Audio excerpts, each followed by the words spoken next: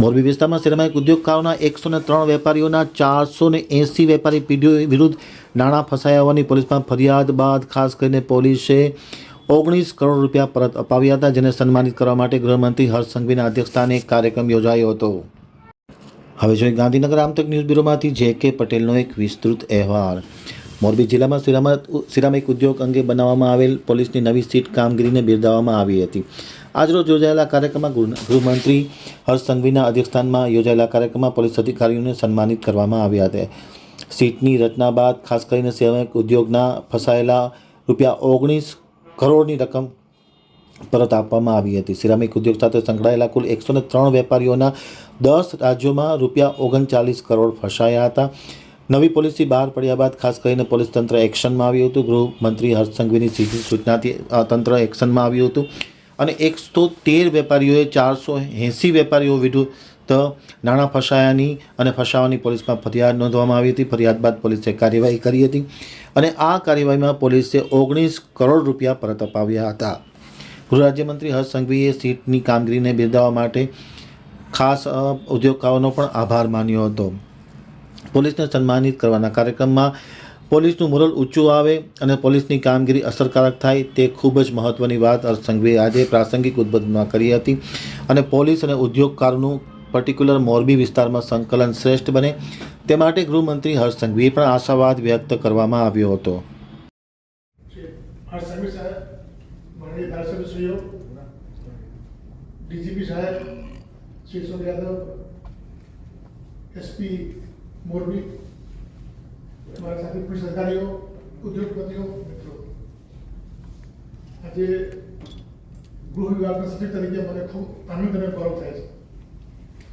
Normally લોકો police હાથ ખડા કરતા હોય છે, પોલીસનો વારંવાર વખાણ કરતા હોય અને પોલીસના મદદથી સમસ્યાનો નિકાલ થઈ રહ્યો છે એ જાણીને મને ખૂબ જ આનંદ થઈ રહ્યો છે. આપ જાણો છો તેમ ભારતના લગભગ 19% ઔદ્યોગિક ઉત્પાદન ગુજરાતમાં થાય છે અને મોરબીની વાત કરીએ તો ટાઇલ્સમાં તો ભારતનો નંબર 1 છે, વિશ્વ નંબર 1 છે. સ્વાભાવિક છે, જ્યારે એટલા મોટા પ્રમાણમાં ઉત્પાદન થાય તો સપ્લાયર પણ ઘણા હોય અને ખરીદનાર પણ ઘણા હોય. બધા એક સરખા ના હોય, ક્યાંક ક્યાંક પ્રોબ્લેમ પણ થાય. એનું નિરાકરણ ન થાય તો લિક્વિડિટી ક્રાઇસિસ થાય, એમ્પ્લોયમેન્ટ ઘટાડો થાય અને મોરબીમાં જાણો છો આખા ભારતમાંથી લોકો કામ કરવા આવે છે. તો તે સંજોગોમાં એક ઇનોવેટિવ સોલ્યુશન લાયા છે પોલીસ ડિપાર્ટમેન્ટે માનનીય મુખ્યમંત્રીશ્રી અને હર્ષ સંઘવી સાહેબના નેતૃત્વમાં. કદાચ આવા એક્સપેરિમેન્ટ ક્યારે થયા છે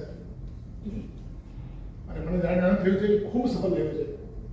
39 કરોડના જે બીજાના વિશ્વાસ પર કામ કરનાર લોકો, એનું નામ ગુજરાતી કહેવાય. એક નાની ચિઠ્ઠી પર કરોડો રૂપિયાનો માલ ધીરીને આપણે ધંધો કરનાર લોકો છે.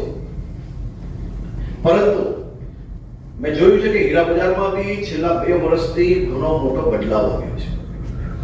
લાંબી ઉધારીઓમાંથી બહાર આવીને કેશ ઓન ડિલિવરીના જે કલ્ચરની અંદર હીરા બજારમાં જે બદલાવ આવ્યો ત્યાં પછી લોકોને ઉઠમણાની અંદર નુકસાન થતું ખૂબ મોટો એની અંદર ઘટાડો આવ્યો. જે બહારના રાજ્યની અંદર બહાર જે જ્વેલરી સ્ટોર્સ હતા એની અંદર લાંબી ઉધારીએ માલ વેચવાનું ત્યાં બી કલ્ચર ઓછું થયું, સમાપ્ત નથી થયું. તમારે સૌએ બી આ દિશામાં વિચારવું જોઈએ, એક પ્લેટફોર્મ બનાવવું જોઈએ.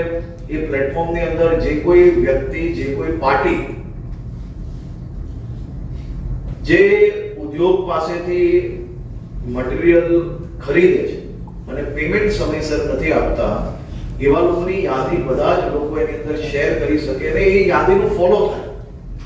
મેં ઘણા કિસ્સા તમારામાંથી ઘણા લોકો જોડે અલગ અલગ જ્યારે બેઠો છું ત્યારે ઘણી અરજીઓ એવી છે કે એક્સ નું ચીટિંગ 2 વર્ષ પહેલા કર્યું હોય તો વાય એ ધંધાની લાલચમાં એને 2 વર્ષ પછી માલ ધીરી હોય. એનું હજી પૂરું નથી થતું તો ઝેડ ને એમ લાગે છે કે મારી તો કેપેસિટી છે, હું પેમેન્ટ લઈ આવીશ અને મને તો ભગવાને આશીર્વાદ આપ્યા છે કે મારું પેમેન્ટ કોઈ નહીં ખાય અને હું એને માલ ધીરી. તો મારી આપ સૌને વિનંતી છે કે ધંધાની લાલચમાં આ પ્રકારના લોકોને તમે માલ ના ધીરો, જેના કારણે તમે લાંબા ગાળે ફસાઈ જાઓ. આવા કિસ્સાઓ તમારા બી ધ્યાનમાં આવ્યા જશે. કારણ કે તમારામાંથી જવાબદાર વ્યક્તિએ જ મને આ વિષય શેર કર્યો છે. એટલે મારી આપને વિનંતી છે કે આ પ્રકારના લોકોને તમે માલ ના દીલો, જેના કારણે આપણો લોડ વધતું જાય. પોલીસ તમારા સહયોગમાં છે, કારણ કે મુખ્યમંત્રી શ્રીનું એવું માનવું છે કે આપણા રાજ્યમાં ઉદ્યોગ કરતા તમામ લોકોને માત્ર કાગળ પર અને કાયદામાં લખેલા જે નિયમો છે એને જ વાંચીને પોઈન્ટ ટુ પોઈન્ટ એને ધક્કા ખવડાવવાની બદલે એને મદદ કઈ રીતે થઈ શકે એ કાયદામાંથી શોધીને એને મદદ પહોંચાડવાના નીતિ જોડે બધા જ વિભાગો કામ કરે અને એ જ દિશામાં અમે લોકો કામગીરીને આગળ વધારવા માંગીએ છીએ. આજે જે આંકડો 19 કરોડનો આપણે દેખાય છે એ આંકડો મહત્વનો નથી. એ કેરલા જેવા રાજ્યમાં કદાચ અહીંયાથી સાઉથના કેરલાના નાના નાના ગામોમાં જઈને ત્યાંના વેપારીઓને એ અંદાજો આવે કે પછી કર્ણાટકા હોય, કેરલા હોય અને દેશના બીજા અનેક રાજ્યો, એ રાજ્યમાં પોલીસ જો ગુજરાતના વેપારીની ચીટિંગ કરે છે તો પોલીસ એમના ગામ સુધી પહોંચે છે ને કે મેસેજ થી બી અનેક લોકોના પેમેન્ટોની જે ડીલે થતા હતા ને એ બી સમયસર આવતા